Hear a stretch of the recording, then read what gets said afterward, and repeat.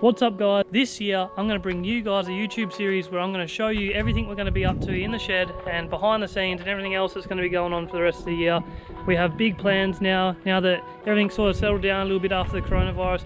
We've been able to make a plan and work with a few companies, and I can't wait to show you guys what we're going to get up to.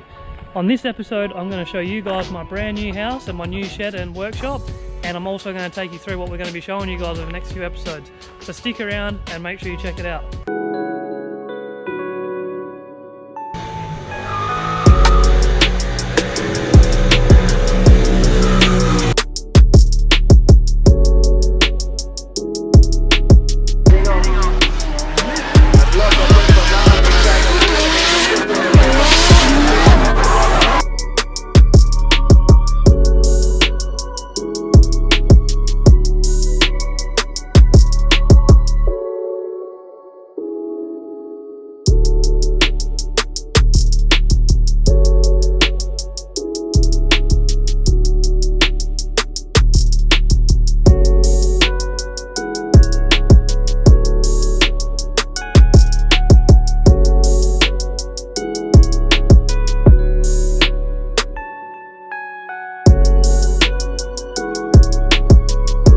We've just moved out to a property just outside of Perth, and I've spent the last few months and weeks building this shed up to be able to make something presentable and nice to work in, and also be able to create all my content in the shed and have it all looking nice for you guys.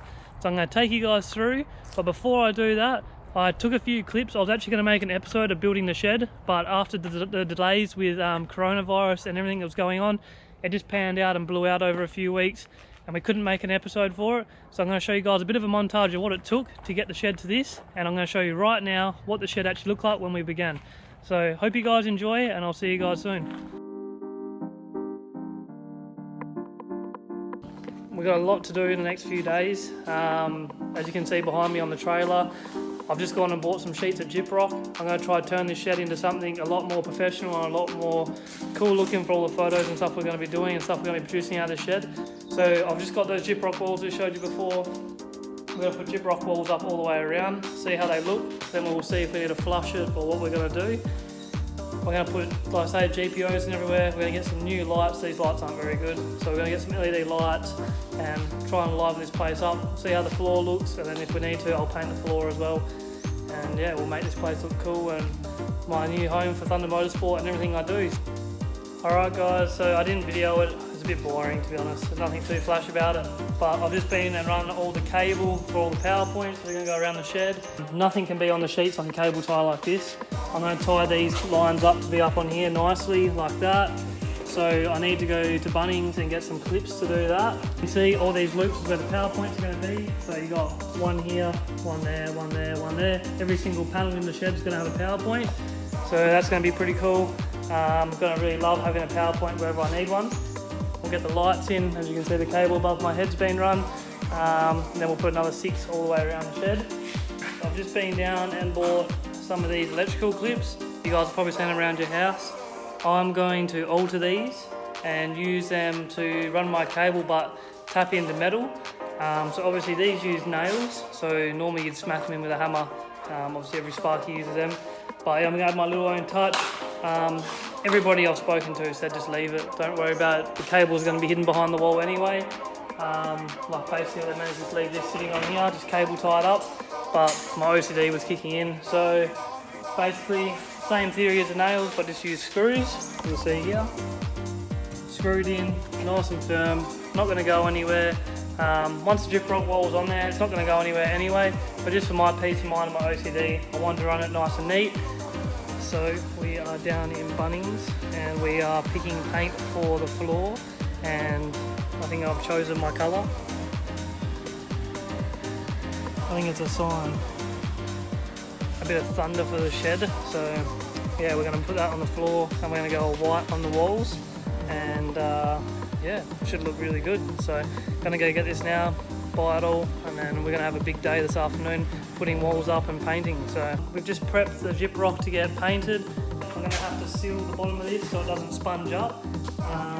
So we've just laid some paper on the floor just in case it drops a little bit on the floor, both sides. We're going to paint both sides obviously. And over here we've made a little paint tray dipping area, so that way if any gets spilled, it's not going to go all over the floor. As you guys saw at Bunnings, we have bought some floor paint as well, so we're going to paint the floor, but first we're going to do the walls. So all the electrical stuff's done. When the walls go up, we'll cut out the holes for all the wiring to come through, and we've just been through and taped up all the holes as well. So now we're going to get into doing some paint mixing and painting these, or starting to prepare the walls for paint on the bottoms before they go up, because obviously we won't be able to get to the bottom once they're fixed onto the wall. So we're going to get into that now.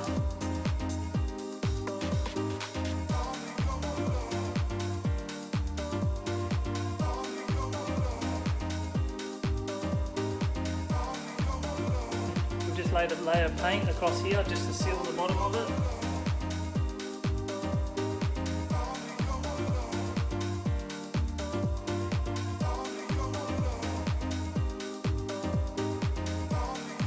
Just about to go dark, but we have got a couple of walls up now. Looks good so far for what it is. I'll show you now. Looks good, but so we had a little bit of drama with this one, with the window there. Obviously it made the sizing a bit awkward. So the roof's 2400 tall, so we turned it on its side and made it go the length. Luckily enough, it fitted up to the beam in the middle. So instead of doing two awkward cuts on the side in big cuts, we turned on its side to be able to trim these two pieces in, and then it limited how many cuts we actually had to use. So yeah, that's the wall for now. Keep going, get the rest of them done, and yeah, hopefully it will look good when we finish.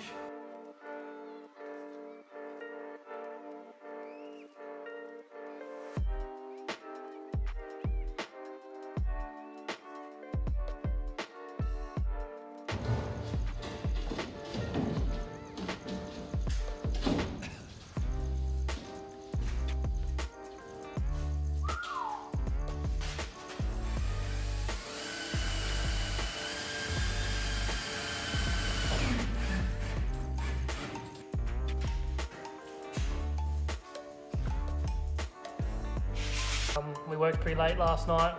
We got all the walls up and it's all done, and now we're doing the fun part. I've already painted one wall to see what it looks like, just so I could see how the method I'm going by, if it's going to work. Come out quite good. There's lots of hours in what I'm doing.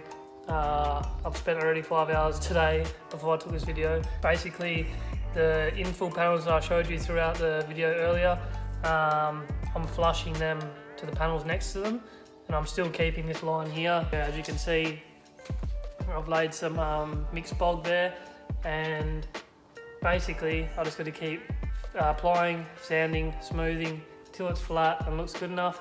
I've done one and I've painted it just to see what it come out like, and it's come out good enough for what I'm trying to do in here, I think. So I will show you guys now in 2 seconds, but yeah, I just want to show you guys what we're actually doing. So as you can see, a whole line of bog there, and basically hand sanding, and yeah, it's just basically apply, wait for it to dry, sand, and I've got 8 of them to do. So I've gone around and I've applied the first layer for all of them at the moment. This one here is not too bad. I've just got to put probably sand it down now and then put another coat on of that bog, and then hopefully then this one will be smooth enough and we can get into painting on that one. But as I said, I've already bogged and painted one, which is this one here with the window. So as you can see, there was an infill panel there. That's the first layer of paint, so hopefully the paint will cover up a little bit more.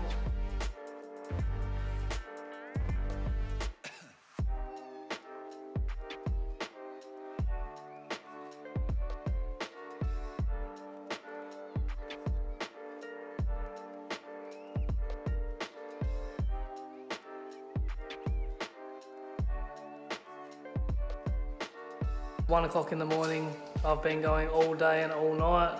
All the walls are finally painted. I've put a coat and a bit on it. Not sure how it's going to dry yet, so you can see now it's all painted. Looks pretty good for now. Basically now I'll let it dry, and tomorrow morning I'll see how it looks, and if it needs another coat I'll put another coat on, and yeah, hopefully it looks good. But yeah, hopefully from here it'll be a lot more easy.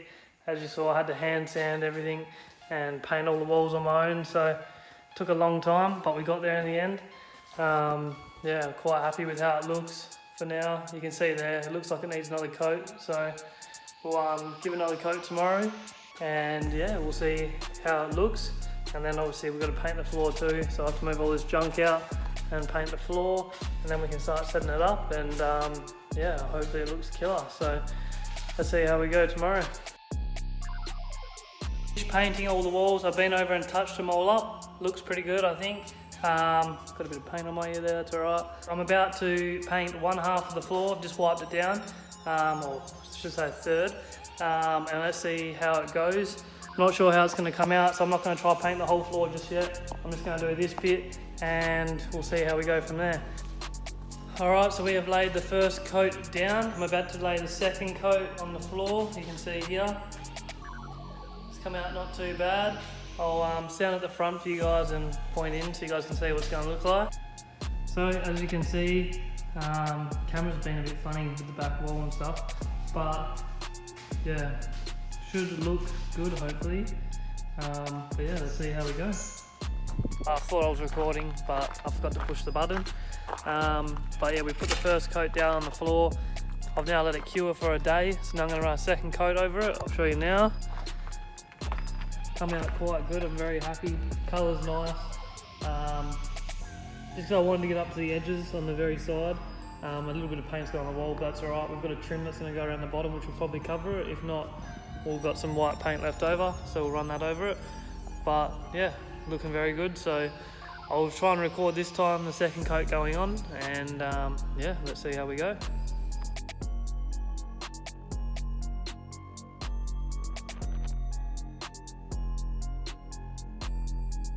Alright guys, so second coat is down. I'm going to let that dry now. It actually looks quite good, I'm happy with that. So we'll leave that to dry, and yeah, I'll show you guys once it's cured, and we'll start putting all this stuff in that's behind me back in the shed, and yeah, it's time to set it up into a workshop. So as you guys can see, we have worked crazy hard getting this shed to look exactly what it's like now, and I'm going to show you guys now what it turned out like. Perfect. So as you guys can see, this is my brand new shed. We moved out a few months ago, and we have been working endlessly on getting this to where it is now. It's still not complete.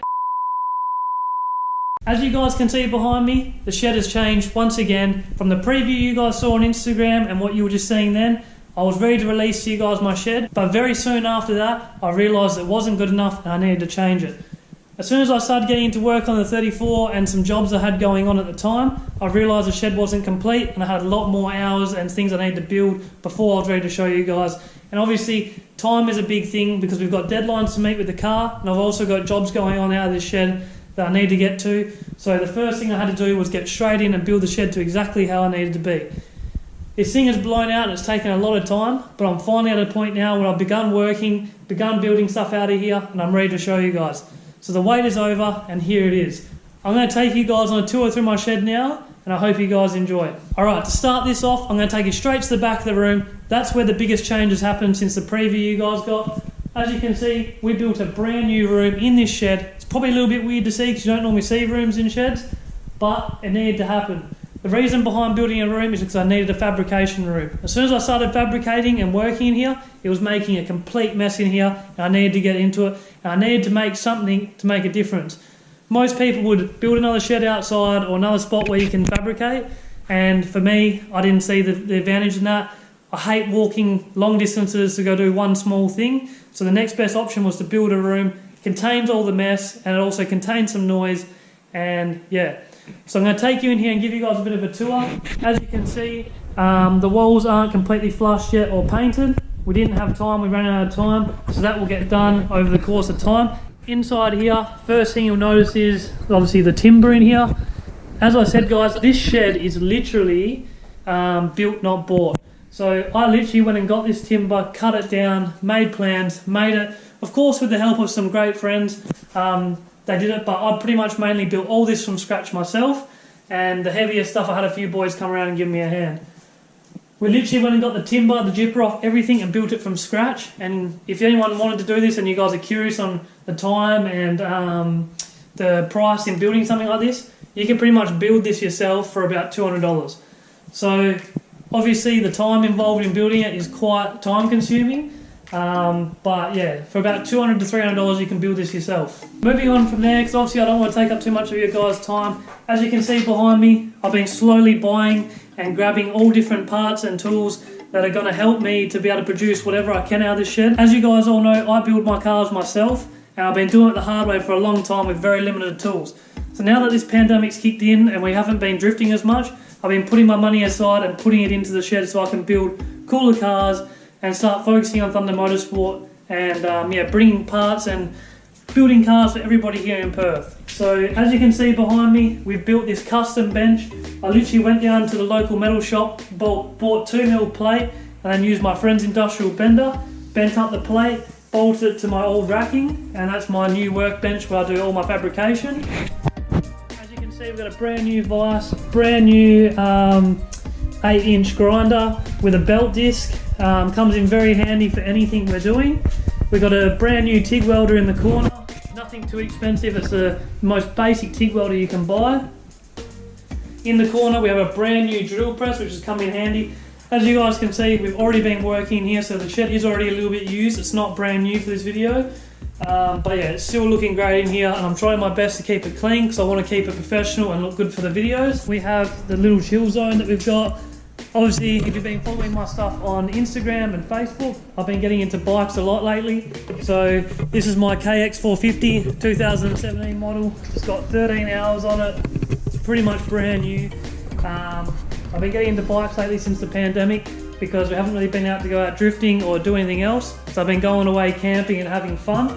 We may get into some episodes of that later in time, because everybody seems to like seeing what I'm doing with that. Of course, I wanted to go out with the shed, so we mounted a Sony TV to the wall, something to do when we have any drifting on overseas that I'm not attending, or any live streams we want to watch or anything like that. So that's all set up and on the wall.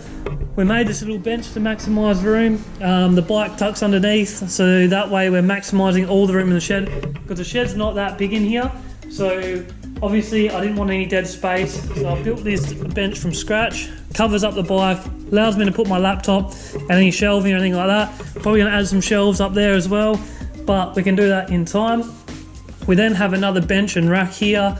Obviously we've got storage up here, there's nothing up there just yet, but this is where at the moment it's a mess. I've been organising GoPros and stuff like that. I've had a GoPro die on me today, so I've got SD cards and GoPros everywhere. But that's pretty much my little fiddly hand working bench, where you can see there we've got marine carpet on there. Just everything we can do to fiddle around, that goes there. We've obviously got a nice lounge for anyone that wants to come chill. A few of the boys always come around and give me a hand, or if mum and dad come around they can come in and sit in here while I'm working. We then have another bench, storage in there, holds everything. Same thing guys, another working bench, nothing too crazy. Tools, this is my toolbox and tool set. I run an SP Tools top cab with all their tools, everything in there, full of parts and all tools. Plenty of screwdrivers, sockets, absolutely everything. As you know, you can never have too many tools. On the bottom, we have a fairly new bottom roll cab from Repco. If anyone is actually curious too, Repco have amazing deals on tools. My brother actually works there, so I'm a little bit biased to Repco tools, but they're absolutely awesome. And most of their stuff have lifetime warranty, which comes in really handy. I made this custom metalwork rolling bench. As you can see, it's on wheels. Can move anywhere in the shed or outside or anything we're doing. Nice and thick. It's got a vise, and it's just a basic, easy working area where if you're working on, say, a small thing, you chuck it up here, you can work on it, you can weld on it, you can do absolutely anything, and it's completely mobile, so that comes in really handy. Obviously, as you guys saw a few weeks ago, we have a brand new partner on board, Phoenix Radiators. They've come on board for 2020, so hopefully we'll have them on board for a few more years to come, and we have some exciting news coming with them in the very soon future. You can see we've got some memorabilia on the wall. Some cool moments with wheels. Obviously they're smashed up, so they're unusable, that's why they're on the wall. But I've had some great memories with them, so that's why they're on the wall.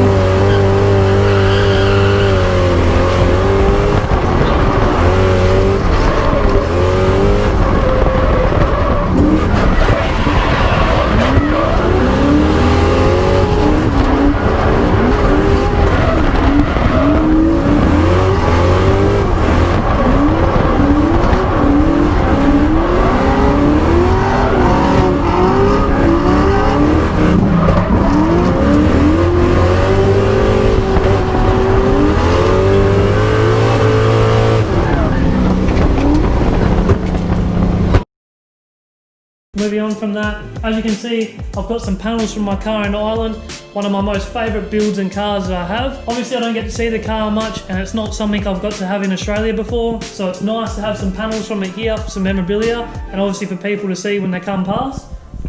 These two panels have a little bit of special memory with them. The first one, the top one here, is the front fender from 2018 at Drift Masters in Ireland. We made contact with Gregor's Hipke in the top 32 battle. We managed to get the win, but check out how it all happened. Transfer entry from Hipke as he throws it sideways. Larner right there with him. Look at the proximity from the Thunder from down under as he throws it to the door of the Polish driver. Two V8 Titans out on circuit. Hipke dropping wheels. Panels flying everywhere. Hipke throws it to the wall, but Larner right there with him. Hipke takes it over the line, but Larner on the door. Mondello Park makes some noise.